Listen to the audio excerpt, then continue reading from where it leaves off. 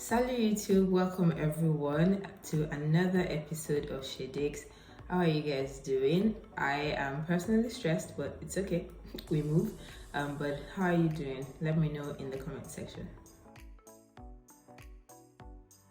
There's a question that keeps popping up every time, either to me or on other YouTube channels that I've seen, with people who are trying to move from one country to another, and they keep asking people, what is the easiest country to move to? And today, that's what we're going to be discussing in this video. I'm sorry to burst your bubble, not sorry, but there's no such thing as easy when talking about moving to a different country. And I personally think that the fact that people are always looking for the easiest country to move to is exactly why a lot of people get scammed during immigration processes. Because if you come off as desperate or not willing to put in the work, then whoever you're talking to as an agent or whatever knows that you don't want to put in the work, you're desperate to leave as soon as possible, maybe you have the money to spend, and then they just take advantage of you, promising you unrealistic timelines that you would find out yourself if you bother to do a simple Google search. Now, I know I've said that there's no such thing as easy when talking about immigration, but that doesn't mean that you can't have a smooth process, right? You can definitely have a smooth immigration process when it comes to the application, putting your documents together, how fast they attend to your application, which is dependent on several factors that have nothing to do with your agent or you. And you can also have a smooth settlement process when you get into the country. And even that is something that requires prior work. Like if you're going to settle properly into a new country, you can't just go on vibes and inshallah or vibes and blood of Jesus. You have to put in the work. Like, do you know anybody in the town that you're moving to? Where are you going to live when you arrive for the first couple of months before you find your own accommodation? Or are you looking for your accommodation before you land? How are you going to get from the airport to the place? So is somebody picking you up? Do you already have a taxi? Do you plan to use like Google Maps or other applications that help you get from one place to the other? What are you going to eat?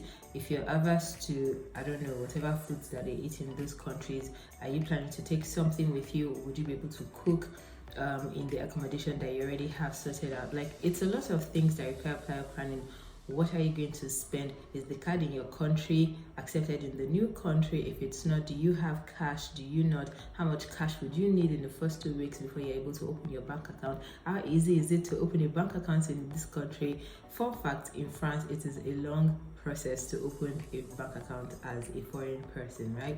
Before you can even get an appointment, you need an appointment. It's not like Nigeria where you just walk into a bank and request to open an account and they open it for you that same day. That's not how it works.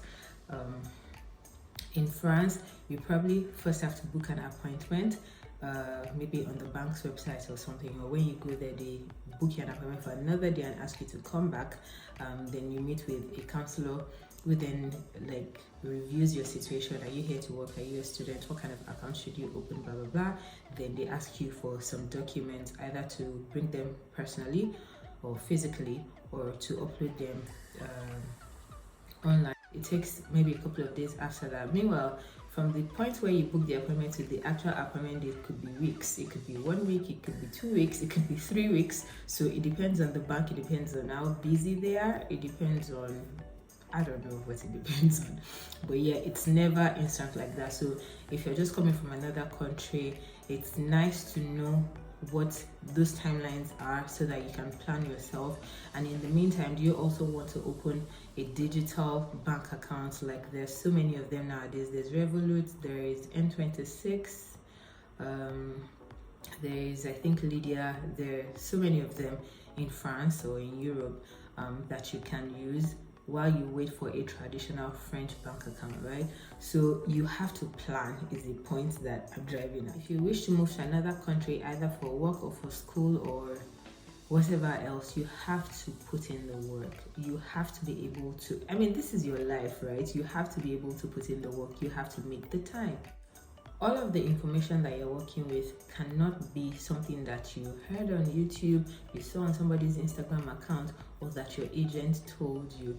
you have to be able to take those information and do your own research to verify whether they're actually correct or not. There's several things that people have told me, like YouTube channel aside, like in my personal life, maybe for Canada for instance, and say, oh, somebody said blah blah blah. I'm like, no, that's not true, because I've done my research and I know for a fact from the government of Canada website that this information is very untrue. People say lots of things to be able to get followers, people say lots of things to be able to get business, not talking about immigration agents and all that. So you have to be careful, you have to be able to verify information for yourself. I recently saw something on somebody's Instagram account where they talked about a Nigerian student who was deported at the point of entry to Canada because their agent had used fake documents to apply for their visa, right? And at the point, because of the time difference between Nigeria and Canada, at the point where the person was at the airport, I think it was like midnight in Nigeria, about 2 a.m. or something, the person couldn't reach the agent. It was the weekend, so there was no sort of like immigration office or something where they could say, oh, this person, or what can we do, who can we talk to. They needed to wait till like Monday or the next working day, and there was no way they were going to let this person into the country, because what if the person is listening and then disappears and just like goes on a tangent, right? So they put the person on the next available flight back to Nigeria after paying fees. I mean, you might be able to get the fees back and all of that, but still stressful. After buying ticket, after paying the said agent, right? Why would you pay an agent to do your application for you and not go through the process with the agent? Like, you don't know what they're uploading on your behalf, you're not verifying the information, like you're just taking their word for it, right? You need to be able to know, because if I don't have this document and it's required for my application, and I'm just like, and my agent says, don't worry, I'll sort it out. How are you supposed to sort it out? This is a document that I don't have. So like, officially, what's the option B? Like, is this something that I can swear an affidavit for? Is it something that I have to do something else? Or should I be looking at other schools or something? Like, or do I need to write a letter to the visa officer explaining why I don't have this document and all of that? But just accepting from your agent that he or she would sort it out without you doing anything about it should tell you that they probably would take like the back door, which can catch up with you later in the future after the agent has collected your money and moved on. Another thing to bear in mind is that different countries have different immigration policies and rules for entering their country, right? For instance, if you want to move to Canada, there's the permanent residence application through the express entry, right? And there's several other sub programs through that. There's the provincial nomination, there's the Atlantic Immigration Pilot, there's the Rural Immigration Pilot, there's the Occupation in Demand thing. Like, there's several ways that you can get into that country, right? You can also apply as a temporary worker, you can go in as a student, you can go in as like a global talent, people who have worked in maybe IT or some in-demand skills for a very long time and in senior positions or something like that. There are many ways that you can go around this, right? But then you can't just use that information and be like, because Canada does this, I can use this for France, or I can use this anywhere in the world. That's not how it works. France, for instance, does not have like a permanent residency thing that is open to the world, right? Of course, you can apply for a job and a residence permit from outside of France, but for you to do that, you have to have gotten a job first, right? And in a lot of companies, when they are recruiting for jobs in France, you have to specify whether you have a work permit in France or not, because I feel like a lot of employers also don't want to file for anybody, whether for the cost or just for having to deal with French administration and bureaucracy. Like, it is annoying. Trust me.